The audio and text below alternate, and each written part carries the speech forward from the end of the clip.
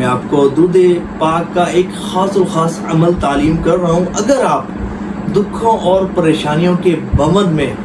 بری طرح پھنس چکے ہیں، پریشانیوں، مصیبتوں، ٹینشنوں، تکلیفوں، دکھوں نے آپ کو ہر طرف سے گھیر لیا ہے اور بنتے کام بگڑ جاتے ہیں، پرابلمز سالو نہیں ہو رہی اور زندگی بے آرام بے سکون ہو گئی ہے، بیماریوں نے ڈیرے ڈال رکھے ہیں اور بے اولادی کے معاملات ہیں، رزق کی بندش کے معاملات ہیں، ہر طرح کا کاروبار کر کے دیکھ لیا، کاروبار نہیں چلتا، بزنس کولیپس ہو جاتا ہے، سرمایہ ڈوب جاتا ہے، جاب نہیں ملتی، رزق کی بڑی پریشانی ہے، یا رشتوں کی بندش ہے، قرض میں اگر کوئی شخص ڈوبا ہوا ہے، یا اس طرح کی پریشانی ہے کہ جو پریشانی دور ہی نہیں ہو رہی، اور حاجات اگر آپ کی جائز حاجات کے طلبگار ہیں اور وہ حاجات پوری نہیں ہو رہی، تو آج ایک آپ کو بہت نایاب اور درود پاک کا ایک خاص اور خاص عمل تعلیم کر رہا ہوں، اور یہ اجازت ان کو ہے کہ جو اس ویڈیو کو مکمل واچ کریں گے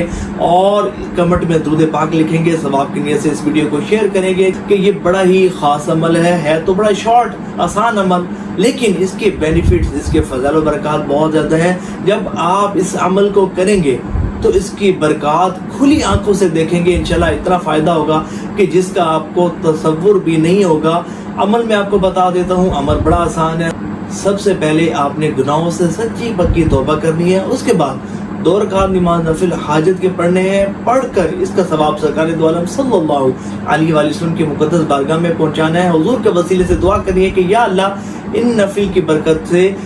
میری پریشانی کو دور فرما یا میری حاجت کو پورا فرما۔ اس کے بعد ایک تسبیح استغفر اللہ کی